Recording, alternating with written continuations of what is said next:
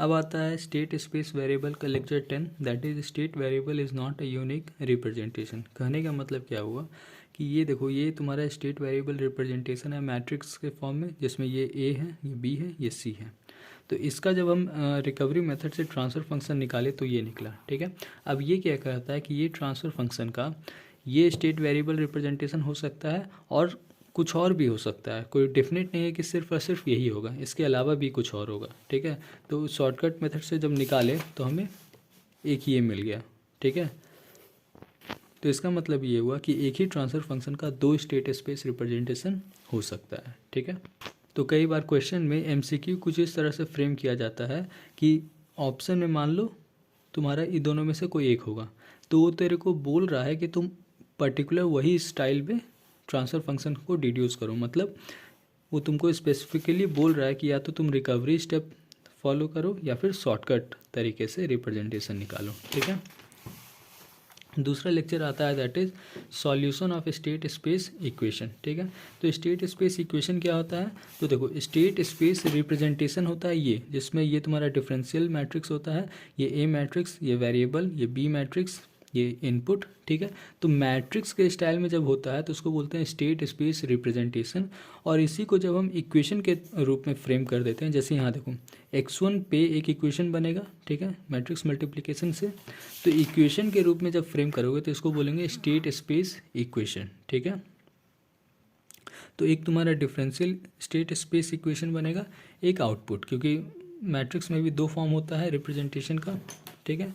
तो ये देखो, ये तुम्हारा इक्वेशन हो गया जिसमें ये तुम्हारा लेफ्ट हैंड साइड हो गया, ये तुम्हारा a constant that is coefficient, और एक्स क्या है, वेरिएबल, ठीक है। तो जब सॉल्यूशन का बात होता है तो इसका मतलब क्या हुआ कि ये जो वेरिएबल है इसी का वैल्यू निकालना, ठीक है, जिसको हम लोग रूट्स भी बोलते हैं, ठीक है। तो इस स्टेट स्पेस इक्वेशन में हमें इसे सॉल्यूशन निकालना है, मतलब एक्स का वैल्यू निकालना है, ठीक है। अब एक्स का वैल्यू क्या निकलेगा तो वो देखते हैं कैसे कैसे कंप्यूट करेंगे, ठीक है। तो इसमें दो केस किया जाता है। सबसे पहला कि input is equal to zero, मतलब U is equal to zero, U zero मतलब ये पार्ट हट गया, तो X differential X is equal to A X बचा, ठीक है। अब सबसे पहला काम लैप्लास कन्वर्जन, ठीक है।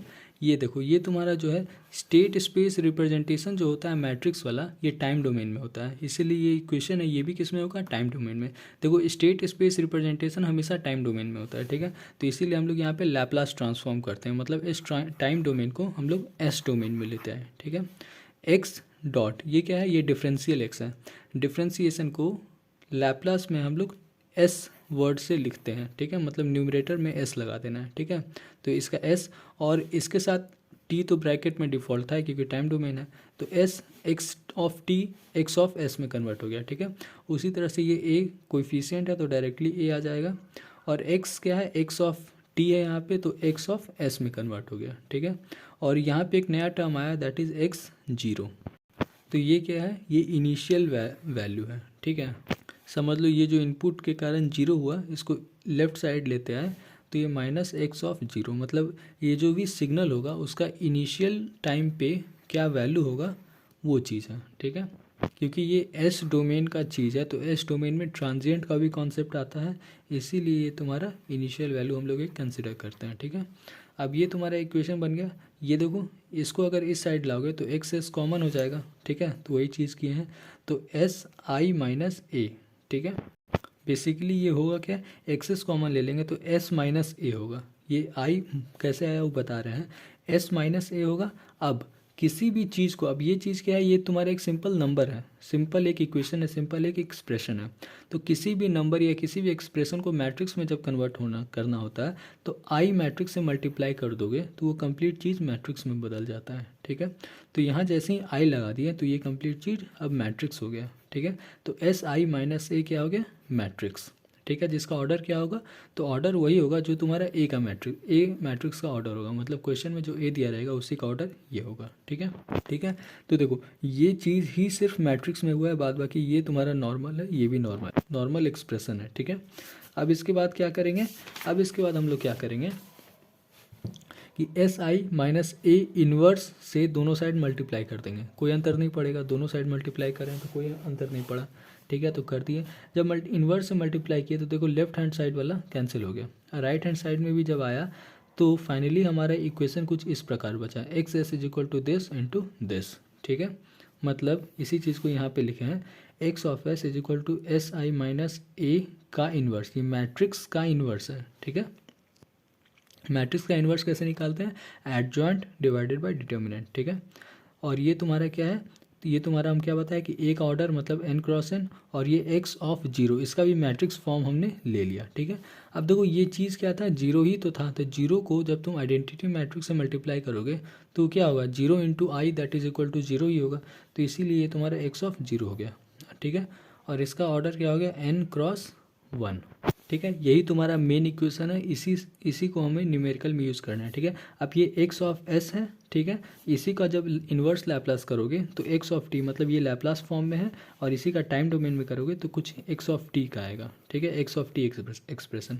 अब x ऑफ t निकालने के लिए तुम्हें इसका कंप्लीट लैप्लास इन्वर्स निकालना होगा। ठीक है, तो अब क्या करते हैं, ये जो x ऑफ t आया इसी को हम लोग इतना नाम से जानते हैं। ठीक है, अब दूसरी चीज़, अगर तुमको क्वेश्चन में y ऑफ t पूछा है तो देख लो y ऑफ t कैसे निकलता है, मैट्रिक्स c इंटू ये x ऑफ t कर दोगे y ऑफ t निकल जाएगा। ठीक है, अब आता है कि यहाँ को और थोड़ा सा इलेबोरेट करके समझने के लिए। ठीक है, तो ये जो चीज़ होता है ना, इसी को हम लोग बोलते हैं रिजॉल्वेंट मैट्रिक्स। ठीक है, और इसी को जब हम टाइम डोमेन में निकालेंगे तो उसको क्या बोल देंगे, स्टेट ट्रांजिशन मैट्रिक्स। ठीक है, ये जो x ऑफ s है, ये जो यहाँ से छोड़े हुए हैं ना, ये देखो यहाँ पे लिखे हैं। ठीक है, तो देखो x of s is equal to resolvent matrix का नया नाम क्या होता है, फाई ऑफ s, ये बेसिकली नाम है और कुछ नहीं। ठीक है, तो इसको लिख दिए फाई ऑफ s से, ऑर्डर तुम्हारा सेम रहेगा इंटू एक्स ऑफ जीरो। ठीक है, इसका जब लैप्लास इन्वर्स निकालेंगे तो इसको ये हो जाएगा x ऑफ t, और ये फाई ऑफ s जो है ये फाई ऑफ t हो जाएगा क्योंकि ये टाइम डोमेन में है,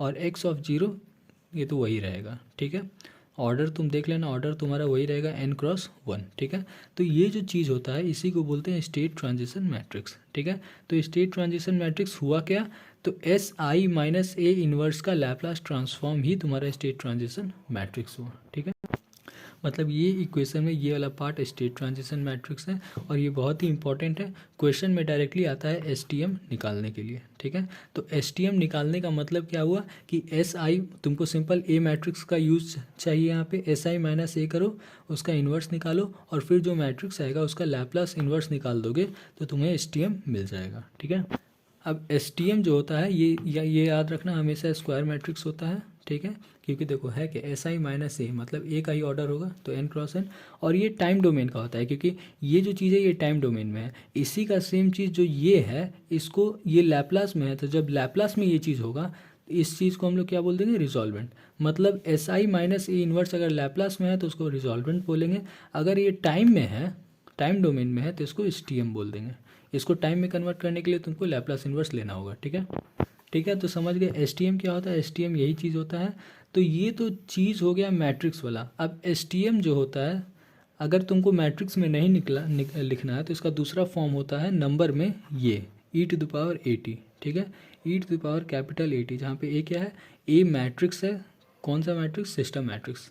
ठीक है, जो क्वेश्चन में ए दिया जाता है कोएफिशिएंट वही है ये। ठीक है, तो स्टेट ट्रांजिशन मैट्रिक्स दो चीज़ होता है, पहला मैट्रिक्स फॉर्म में फाई ऑफ टी जो कि ये होता है, और दूसरा होता है नॉन मैट्रिक्स फॉर्म में दैट इज़ e⁻80। ठीक है, तो क्वेश्चन में कभी ऐसे भी आ जाता है कि e⁻80 निकालो, तो e⁻80 का मतलब क्या हुआ, सिंपल तुमको स्टेट ट्रांजिशन मैट्रिक्स निकालना है, मतलब इसका लैप्लास इन्वर्स। ठीक है, तो ये हो गया केस 1 पूरा, that is when input is equal to 0। ठीक है, अब इसके बाद क्या आएगा, अब इसके बाद हम लोग कुछ property of state transition matrix पढ़ेंगे। ठीक है, तो देखो पहले एक चीज़, हमें टाइटल क्या था, सॉल्यूशन निकालना। सॉल्यूशन मतलब क्या, ये जो वेरिएबल, इस इक्वेशन में जो वेरिएबल है उसका वैल्यू निकालना, तो x का वैल्यू निकालना, उसी को हम लोग रूट्स बोलते हैं, तो वही तो हम लोग निकाले, ये जो चीज़ है वही चीज़ है। ठीक है, इस इक्वेशन में जो x वेरिएबल है उस x का वैल्यू ये है, that is state transition matrix into initial value. ठीक है, और y के फॉर्म में देखो, ये जो दूसरा इक्वेशन था इसमें y है that is equal to C X, ये ड्यू को छोड़ दो, ड्यू को हमेशा एब्सेंट ही रहता है, तो y is equal to C X, तो यहाँ पे वेरिएबल x है, तो इस x का वैल्यू हम लोग क्या है, तो ये देखो ये जो x है ना, ये सेम यही वाला x है, ठीक है। तो ये x का वैल्यू क्या हो जाएगा, ये यही एक्स टी, और y का वैल्यू क्या होगा, तो y का वैल्यू ये होगा, that is c into X of टी, ठीक है। तो ये हो गया तुम्हारा solution of state space representation when input is equal to 0, ठीक है। अब आता है प्रॉपर्टीज़। तो देखो प्रॉपर्टीज़ इसका कुछ इस प्रकार है कि स्टेट ट्रांजिशन मैट्रिक्स तुम्हारा एक्सपोनेंशियल फॉर्म है, तो एक्सपोनेंशियल का जितना भी प्रॉपर्टी होता है सारा यहाँ पे फॉलो होता है, ठीक है। तो सबसे पहला प्रॉपर्टी कि state transition matrix at t is equal to 0 will be equal to identity matrix, ठीक है। तो कहने का मतलब तुमको क्वेश्चन में कोई भी दिया हुआ है कि ये मैट्रिक्स स्टेट ट्रांजिशन मैट्रिक्स है, तो simple t is equal to 0 put कर दो, तो तुम्हें आइडेंटिटी मैट्रिक्स अगर मिल रहा है इसका मतलब वो STM सही है, वो करेक्ट है, ठीक है। इसका प्रूफ क्या है, तो प्रूफ देखो सर यहाँ पे किए हुए है, ठीक है। दूसरा प्रॉपर्टी क्या होता है कि स्टेट ट्रांजिशन मैट्रिक्स का डेरिवेटिव करो और डेरिवेशन करने के डिफरेंशिएशन करने के बाद t is equal to 0 put कर दो, तो जो तुम्हें मैट्रिक्स मिलेगा वो कोएफिशिएंट मैट्रिक्स के बराबर होगा, मतलब सिस्टम मैट्रिक्स के बराबर होगा, ठीक है। तो इसका यूज़ कहाँ आएगा, क्वेश्चन में मान लो तुमको एक ए मैट्रिक्स दिया हुआ है, तो वहाँ पे तुम डिफ्रेंशिएट करके t is equal to 0 put करो, पहले डिफ्रेंशिएट करो फिर t is equal to 0 put करो, अगर ए के बराबर आ रहा है जो कि क्वेश्चन में दिया हुआ है, इसका मतलब वो स्टेट ट्रांजिशन मैट्रिक्स तुमने जो निकाला है वो सही है, ठीक है। थर्ड प्रॉपर्टी क्या होता है, पावर में, मतलब फाई ऑफ टी, मतलब स्टेट ट्रांजिशन मैट्रिक्स के पावर में कुछ है तो वो पावर तुम्हारा टी के मल्टीपल बन जाता है, ठीक है। कहने का मतलब तुमको मैट्रिक्स दिया हुआ है जिसमें टी है, तो उस टी में सिंपल तुम मल्टीप्लाई करके उसका वैल्यू निकाल दो, वही तुम्हारा पावर का वैल्यू होगा, ठीक है। जैसे स्क्वायर है तो 2t, ठीक है। उसी तरह से अगर निगेटिव है तो t को -t से रिप्लेस कर दो, ठीक है। फिर आता है मल्टीप्लिकेशन का, ठीक है। तो अगर ऐसे मल्टीप्लाई होगा तो ये हो जाता है, ठीक है। अब आता है इसका case 2, that is solution of state space equation when input is present, ठीक है। मतलब u is not equal to 0। तो ये जो स्टेट स्पेस का इक्वेशन था ये पूरा इक्वेशन रहेगा, यहाँ पे u भी रहेगा, ठीक है। तो पहला स्टेप क्या किए थे, लैप्लास लिए थे, लैप्लास ले लिए। दूसरा स्टेप क्या किए थे कि इसको इस साइड लेके x ऑफ s में इक्वेशन बनाना, ठीक है। तो इसको इस साइड ले आओ, ठीक है। यहाँ पे x ऑफ s ले लिए, s माइनस a हो गया, यहाँ पे जो बचा उसको लिख दिए, ठीक है। अब दूसरा काम क्या था, हमको इसको मैट्रिक्स के फॉर्म में करना है, मतलब i मल्टीप्लाई कर दो, आइडेंटिटी मैट्रिक्स मल्टीप्लाई कर दो, ठीक है। आइडेंटिटी मैट्रिक्स इसीलिए मल्टीप्लाई करते हैं क्योंकि आइडेंटिटी मैट्रिक्स होता है 1, समझे, 1 इंटू वेरिएबल, तो उसका जब डिटर्मिनेंट निकालते हैं तो 1 ही आता है, ठीक है। और 1 से तुम इसको मल्टीप्लाई करो या डिवाइड करो कोई फ़र्क तो पड़ता नहीं है, इसीलिए हम लोग आइडेंटिटी मैट्रिक्स से मल्टीप्लाई कर देते हैं, ठीक है, ठीक है। तो ये तुम्हारा मैट्रिक्स बन गया SI माइनस ए, ठीक है। और x ऑफ s को भी हम मैट्रिक्स के फॉर्म में ले लिए, तो यहाँ पे हमें जो बचा हुआ था सबको मैट्रिक्स के फॉर्म में ले लो, ठीक है। यहाँ पे ऑर्डर का ध्यान रखना, जो ऑर्डर होता है ना इसको एज इट इज़ याद कर लो, ठीक है। जैसे इस पे क्या आएगा, एक ऑर्डर आएगा, इस पे n×1 होता है, ये याद कर लो, इसका ऑर्डर n×1 होता है, याद कर लो, इसका होता है n×m और इसका m×1, तो इसका मल्टीप्लाई होके क्या होगा n×1, ठीक है। तो ये सब याद कर लेना है, ठीक है, ठीक है। तो यही तुम्हारा सॉल्यूशन हो गया x ऑफ s, ठीक है। मतलब क्या, देखो ये तुम्हारा इक्वेशन था जिसमें x वेरिएबल है, तो सॉल्यूशन निकालना मतलब क्या हुआ, x का वैल्यू निकालना, तो x का वैल्यू हम लोग निकाल दिया। लेकिन अब बात यह है कि ये तुम्हारा लैप्लास में है, ठीक है, जबकि ये तुम्हारा टाइम डोमेन में, मतलब इसका जो भी आएगा उसको हमें इन्वर्स लैप्लास करोगे तब वो आंसर आएगा, ठीक है। तो हमें क्या करना है कि हम इतना ही को सॉल्व करके उसका इन्वर्स लैप्लास ले लेंगे, ठीक है। तो अब देखो x ऑफ s में 2 पार्ट है, एक ये और एक ये दोनों क्या है, मल्टीप्लिकेशन है, फिर एडिशन, और ये दोनों मल्टीप्लिकेशन, मतलब ये एक टर्म बनेगा, ये दूसरा टर्म बनेगा, ठीक है। तो ये जो टर्म बनेगा इसी को हम लोग बोल देते हैं ZIR, मतलब जीरो इनपुट रिस्पॉन्स, ठीक है। और दूसरा जो टर्म बनेगा वो बनेगा ZSR, मतलब zero state response. Zero state response कहने का मतलब क्या हुआ कि जब इनिशियल वैल्यू जीरो होता है उस समय जो रिस्पॉन्स मतलब आउटपुट, उस समय जो हमें आउटपुट मिलेगा उसको बोलेंगे ZSR, ठीक है। मैथ में जब पढ़ते हैं तो इसी का नाम होता है कॉम्प्लीमेंट्री फंक्शन, इसी का नाम होता है पार्टिकुलर इंटीग्रल फंक्शन, ठीक है। अब बात ये आता है कि कैसे हम पहचानेंगे कि कौन सा ZIR है कौन सा ZSR है। मान लो इसको क्वेश्चन में पहले लिख दिया, ठीक है, तब कैसे पहचानेंगे, तो देखो जेड आई आर क्या होता है, फंक्शन ऑफ एक्स जीरो। मतलब एक्स जीरो तुम देखो, अगर ये चीज़ यहाँ लिखा रहता तो एक्स जीरो यहाँ आता, तो जहाँ भी एक्स जीरो रहेगा वही तुम्हारा जेड आई आर होगा, ठीक है। और जब ये एक्स जीरो हो गया तो जो बचा है वो जेड एस आर हो जाएगा, या फिर जेड एस आर जो होता है वो फंक्शन ऑफ यू होता है। यू क्या होता है, इनपुट, ठीक है। तो ऐसे देख के तुम पता लगा लोगे कि अच्छा ये जेड एस आर है, ये जेड आई आर है, ठीक है। अब इसके बाद मैथ में क्या होता है, टोटल सॉल्यूशन। इसका कंप्लीट सॉल्यूशन क्या होता है, C F plus P I, ठीक है। दैट इज़ वही चीज़ हुआ तुम्हारा, इस इक्वेशन का सॉल्यूशन यही हुआ, ये दोनों का सम ही सॉल्यूशन हुआ, ठीक है। अब देखो इसमें क्वेश्चन कैसे आता है, क्वेश्चन तेरे को आता है कि जेड आई आर निकालो या जेड एस आर निकालो, ठीक है। तो जेड आई आर निकालने के लिए हमें सिर्फ इस बड़े से इक्वेशन का सिर्फ इतना सा पार्ट चाहिए, ठीक है। दैट इज़ इनिशियल वैल्यू और ये वाला चीज़ तुम्हारा मैट्रिक्स इन्वर्स, ठीक है। तो ऐसे करके आंसर निकाल सकते हो। अब यहाँ से तुम जेड आई आर और जेड एस आर निकाल लोगे, ठीक है। और टाइम डोमेन में आंसर देने के लिए इसका लैप्लास इन्वर्स करना होगा, ठीक है। अब दूसरा चीज़ क्या है कि कुछ कुछ बुक में यहीं पे इसी सब चीज़ का लैप्लास इन्वर्स ले लिया होता है, ठीक है। तो वो सिर्फ फॉर्म है, ठीक ना। जैसे यहाँ पे फाइव ऑफ टी है, तो भाई फाइव ऑफ टी तो तुमको कैलकुलेट करना ही होगा। कैसे कैलकुलेट करोगे, इसका इन्वर्स निकाल, मैट्रिक्स इन्वर्स निकालोगे, फिर उसका लैप्लास इन्वर्स करोगे।